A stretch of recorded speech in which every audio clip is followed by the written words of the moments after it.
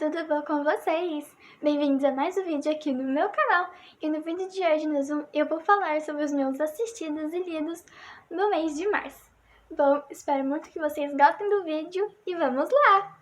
Bom, como eu já tinha dito no meu vídeo de TBR do mês de abril, eu não consegui ler nenhum livro no mês de março, porque em março já foi as minhas 2 semanas de provas. Então, tinha prova na segunda, depois na quinta, aí eu estudava, aí eu não conseguia ler livros assim que eu gostaria, porque eu tinha que ler para determinada aula, vários livros da faculdade, enfim. Então foi muita correria, porque era final de bimestre. Agora que em abril é o começo de bimestre, fica mais tranquilo. E eu vou e pretendo ler alguns livros, assim como eu falei lá na TBR. Se você não assistiu, vou deixar aqui no box de informação o link do vídeo. Então, vamos pular do livro para filme. Eu assisti 4 filmes, só que os 4 são parte de um universo só. Como eu falei também no meu vídeo sobre o meu ranking sobre sagas, que eu também vou deixar aqui no box de informação, eu assisti Jogos Vorazes, eu reassisti Jogos Vorazes, os 4 filmes, e eu dei notas diferentes pra eles. O primeiro filme, que é Jogos Vorazes, eu dei 5 estrelas.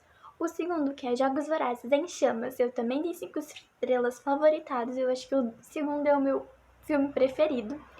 O terceiro, que é Esperança, parte 1, eu dei 4 estrelas. E o Esperança, parte 2, eu dei 4 estrelas e meia. Bom, vou falar acho que num contexto geral sobre Jogos Vorazes. E se tiver algum ponto eu falo de ter terminado o filme. Mas eu amo muito Jogos Vorazes, eu já tinha assistido, então foi um reassistido, assim. Eu gosto muito e eu queria muito poder ter lido os livros. Se eu não me engano, eu li o primeiro livro que eu peguei emprestado do meu amigo. Mas eu queria muito ter essa experiência de ler os livros, que deve ser maravilhoso, porque eu amo esse universo que a Suzanne Collins fez. Eu acho ele muito impressionante. Eu fico chocada, assim, com tanta coisa que acontece nos filmes, tanta coisa que acontece na história, tanta coisa que tem por trás da história, que você só vai entender algum tempo depois. É um filme que, mesmo sendo de aventura, ação, é um filme que fala muito sobre direitos, política, então, de uma maneira muito leve, leve entre aspas, assim, tipo, não é explícito, mas também não é implícito ao mesmo tempo. Então eu acho muito, muito incrível. O segundo filme é o meu favorito, porque eu amo o segundo filme, eu amo a história do massacre quaternário, acho que é assim que fala, porque a gente ganha o Finnick na nossa história. Eu amo, amo, amo, amo muito o Finnick. E eu fico muito triste no Esperança Parte 2 que ele morre. Mas, tipo assim, você entende que era pra toda a construção do filme, por tudo que aconteceu com ele, porque ele foi uma das crianças mais jovens que ganhou um Jogos Vorazes, e tudo que aconteceu com ele depois dele ter ganhado, dele ter sido uma propaganda pra capital. Então eu entendo porque ele morreu, mas você fica com aquele pensamento, poderiam sim ter salvado ele, mas tudo bem, entre aspas, a gente entende, mas também não aceita. Enfim, eu acho que a história da Katniss e do Peeta é uma história muito interessante, muito bonita. Tirando no terceiro filme, que às vezes eu não consigo assistir o terceiro filme por causa de tudo que acontece no terceiro filme. Eu acho que ele é o filme que eu menos reassisto, assim, quando eu... vou assistir Jogos Vorazes. Eu assisto o 1 e o 2 e, se sobrar um tempo, se eu ficar com vontade, eu assisto o quarto. Mas o terceiro é muito difícil eu reassistir por tudo que acontece com o Peeta, tudo que acontece no Distrito 13, por todo o ramo político. Eu acho que o terceiro filme é o que mais fala sobre política, assim, por causa da revolução e dela ser o tordo, o símbolo. Então, eu acho que o terceiro filme ele tem uma carga maior de política. Então eu não tenho a tendência a reassistir muito ele, assim. Bom, falando da história do Peter e da Katniss em si, eu acho a história deles muito bonita, como foi a forma que foi construído. Porque no primeiro filme eles encenam, assim, E depois no segundo filme é muito bonito como ver a Katniss se importando realmente com o Peeta. Não só pra poder terminar com esse massacre, falando que eles vão casar, que eles vão ter filhos, mas ele se importando um com o outro e realmente começando esse romance deles. E no quarto filme, que no terceiro acontece toda aquela lavagem cerebral no Peter, e ele fica com ódio mortal da Katniss, tanto que no final do terceiro filme, quando eles conseguem resgatar ele, ele quase mata a Katniss. E chegando no quarto filme, é muito... Não, eu ia falar bonito, mas não é bonito. É muito interessante ver a reconstrução, a reaproximação deles.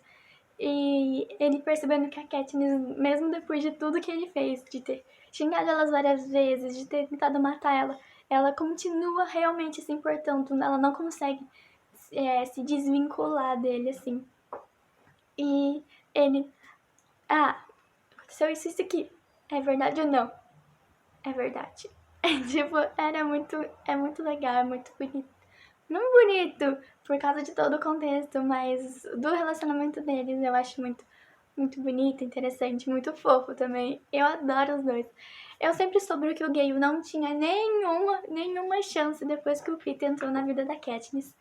Mesmo depois, se não acontecesse o final do quarto filme, com toda aquela explosão, e ele sabendo de tudo, mesmo sem isso, a Katniss não ficaria com o Gale por causa de todo o contexto, de tudo que ela e o Peeta passaram. Eu acho que eles formaram uma conexão muito forte. Por exemplo, na cena do segundo filme, quando aqueles pássaros que imitam vozes, não atacam, mas eles imitam a voz da irmã da Katniss e da namorada, futura esposa do Finnick. É muito bonito ver que o Peeta fica ali do lado dela mesmo, tem um campo de força invisível entre eles, separando entre eles, mas ele fica ali com ela, não deixa ela sozinha, mesmo ele não conseguir fazer nada pra impedir, pra ajudar ela. Então eu acho que esses momentos, assim, que marcam o relacionamento deles, toda a compreensão, porque os dois sabem o que eles viveram, o que eles estão passando, enfim. E eu acho que o Gale, a relação da Katniss com o Gale era muito mais de proteção, de abrigo, assim, saber que quando voltar ele vai estar lá, ele vai proteger a família dela. Era muito do sentimento desse nível e não um sentimento amoroso. Eu acho que é isso, falando em contexto geral sobre Jogos Vorazes e alguns pontos que eu queria falar, porque eu amo muito Jogos Vorazes e eu adoro falar sobre eles. Então, é isso sobre os filmes. Agora, sobre as séries, eu assisti 2 séries, sendo ela a primeira uma série, não é criminal, mas uma série baseada em fatos reais, acho que uma série documental. E a segunda é uma série que eu comecei a assistir e agora eu não quero parar mais, eu assisti só a primeira temporada no mês de março, mas já foi o suficiente pra querer assistir todas as 6 temporadas que tem a série. A primeira série documental que foi a que eu assisti foi a série da Botkiss, que chama A Tragédia de Santa Maria, que está disponível e foi feita pelo Globoplay. Eu assisti lá. Eu ia primeiro assistir a série da Netflix, só que eu achei que era melhor eu começar assistindo a do Globoplay por ser uma série documental mesmo e contar tudo o que aconteceu antes, durante e depois desse acontecimento. Eu não sabia se eu dava uma nota por ser uma série documental sobre um acontecimento real. Eu não dei uma nota, assim, eu não vou falar uma nota. Eu vou falar as minhas considerações sobre a série documental, mas eu não vou dar uma nota, assim, nossa, dou 3 estrelas, 5 estrelas, enfim, porque como é uma coisa baseada em fatos reais, eu não sei se é legal dar uma nota. Bom, eu achei uma série muito interessante de ver, porque ela conta relatos dos sobreviventes, dos pais de pessoas que morreram na tragédia. Ele cobre todo o julgamento. Acho que a parte do julgamento foi a parte mais forte pra mim, porque as pessoas davam seus relatos ali mais explicitamente. onde os pais contavam sobre os filhos, como eles eram, os filhos que eles perderam, sobre tudo que os advogados dos réus falavam. Então eu acho que foi uma parte muito pesada, assim, o julgamento é uma parte muito pesada, porque ele aconteceu em vários dias. No final, se você não quer spoiler, acho que é melhor passar um pouquinho, porque no final eles conseguem, a família das pessoas da Pot conseguem com que os réus sejam presos, só que depois acontece uma reviravolta e eles são soltos, porque eles pedem, não sei, eu não lembro o que, e eles conseguem ser soltos, falam, muito obrigado, porque por não cometer essa injustiça, que não sei o que, na frente das pessoas, dos pais que perderam seus filhos, foi uma das maiores tragédias de número de perca de pessoas. Então eu acho que é uma série muito pesada. E as primeiras cenas da série em si também eu achei muito pesado. Eu quase parei de assistir nos 5 primeiros minutos do primeiro episódio, porque passam cenas, áudios, gravações daquele dia, das pessoas saindo desesperadas de dentro da boate, das pessoas em volta tentando ajudar. Enfim, são cenas muito que são reais, mas que são muito pesadas, assim. Então, olha, então eu acho que é uma série muito necessária para entender o que aconteceu, mas ao mesmo tempo ela é muito pesada para determinado momento. Acho que não é uma série que você pode assistir quando você tá mal, por exemplo, porque você tem que entender e avaliar tudo o que aconteceu. Então é uma série muito necessária para contar o que aconteceu, mas também é uma série muito pesada por contar tudo o que aconteceu. Mas eu achei uma série muito boa, porque ela fala muitas coisas, ela fala sobre o lugar, sobre o julgamento, sobre as pessoas, enfim. Eu acho que é mais ou menos isso. E a segunda série que eu assisti a primeira temporada, também foi no Globoplay. Eu assisti a primeira temporada de Green. Como que é? Green. Tem um subnome assim, mas eu não lembro. Contos Macabros, acho que é alguma coisa assim. Mas eu chamo só de Green mesmo, que é uma série de um policial, o policial Nick, que ele consegue ver algumas coisas que só os Greens conseguem ver. Que, na verdade, ele é um policial, mas ele também é um Green. Porque a série é tipo assim, o lema da série é: as histórias que a gente conhece dos irmãos Green são reais. Ou seja, tudo que acontece nas histórias, todas aquelas criaturas, todas as coisas assim da série, dos personagens, todos os personagens existem, mais ou menos assim. E eu acho muito legal, eu achei tipo uma vibe muito Once Upon a Time, por isso que eu comecei a assistir.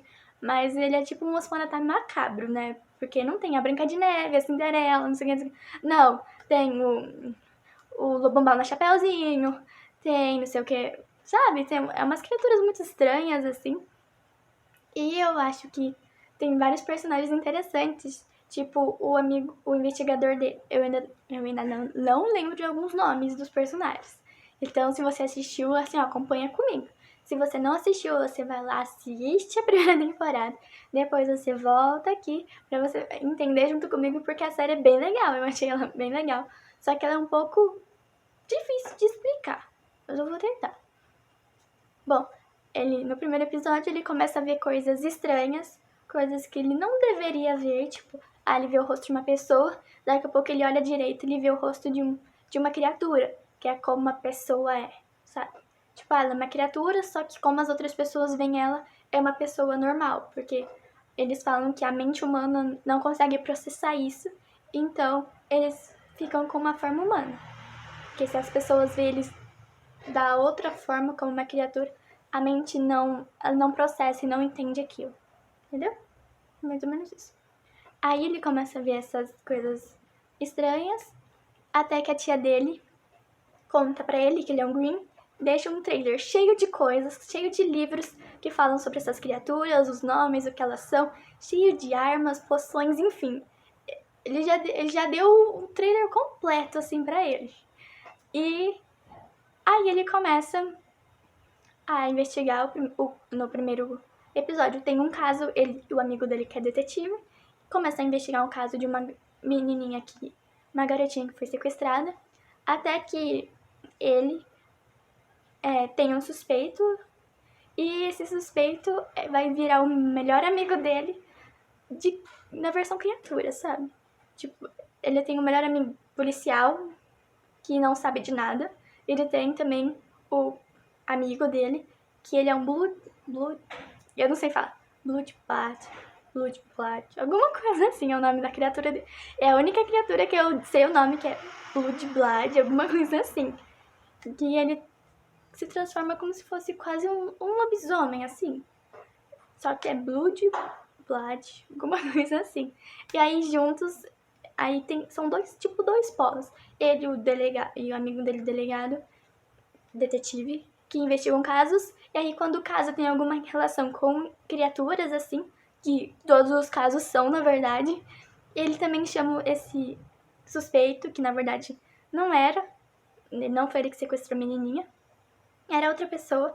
Aí ele descobriu esse amigo, que chama Monroe, e ele procura ele se ele tem alguma dúvida sobre alguma criatura, sobre como derrotar alguma criatura, enfim.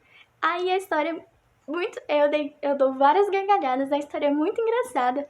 Eu gosto mais das partes quando ele tá com o Monroe, com o Blood, do que quando ele tá com o detetive, assim.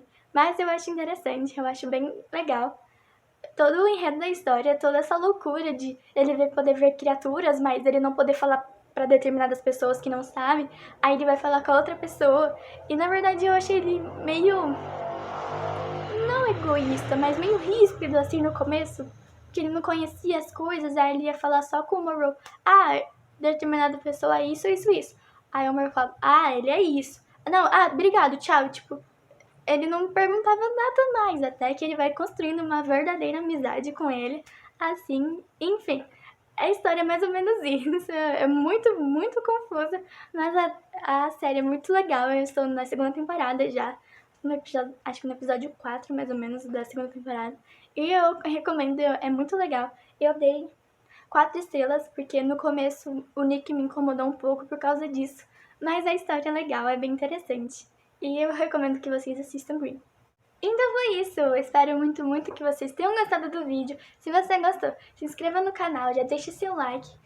Já assista os vídeos que eu vou deixar aqui na descrição, que é o ranking de sagas e a minha TBR do mês de abril.